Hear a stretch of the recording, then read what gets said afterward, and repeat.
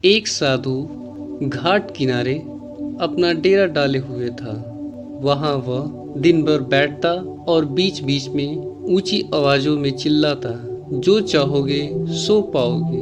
उस रास्ते से गुजरने वाले लोग उसे पागल समझते हैं। वे उसकी बात सुनकर अनसुना कर देते हैं और जो सुनते वे उस पर हंसने लगते। एक दिन एक युवक उस रास्ते से गुजर रहा था।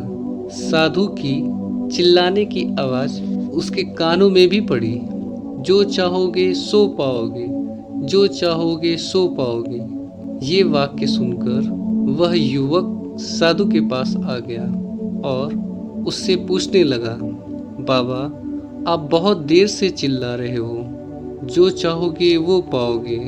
क्या आप सच में मुझे वो दे सकते हो जो मैं पाना चाहता हूँ? साधु बोला, हाँ बेटा, लेकिन पहले तुम मुझे ये बताओ कि तुम पाना क्या चाहते हो।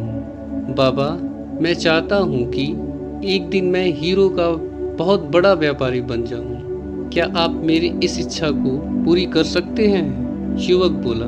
साधु बोला, बिल्कुल बेटा, मैं तुम्हें एक हीरा और एक मोती दे देता हूँ। उससे तुम जितने चाहे हीरे मोती बना लेना। साधु बोला।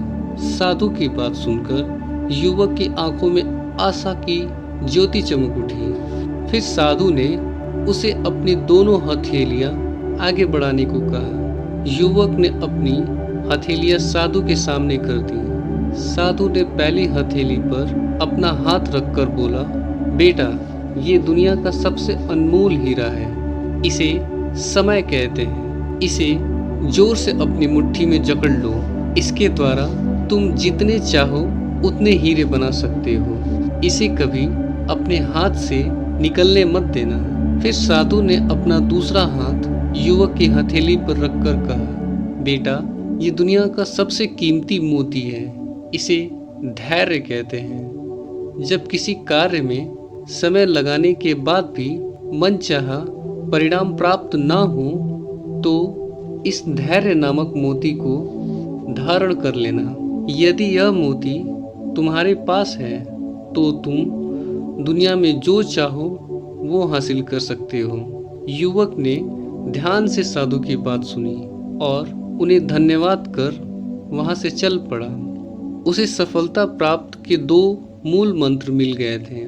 उसने निश्चय किया कि वह कभी अपना समय व्यर्थ नहीं गवाएगा और सदा धैर्य से काम लेगा। कुछ समय बाद उसने हीरे के एक बड़े व्यापारी के यहाँ काम करना प्रारंभ किया।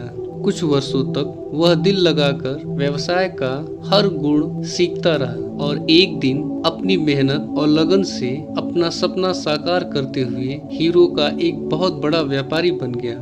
मॉरल ऑफ द स्टोरी, लक्ष्य प्राप्ति के लिए सदा समय और धैर्य नाम के हीरे मोती अपने साथ रखें। अपना समय कभी व्यर्थ ना जाने दें और कठिन समय में भी धैर्य का दामन ना छोड़ें। सफलता अवश्य प्राप्त होगी। अगर ये कहानी आपको पसंद आए तो इस चैनल को लाइक, शेयर, सब्सक्राइब जरूर करें। धन्यवाद।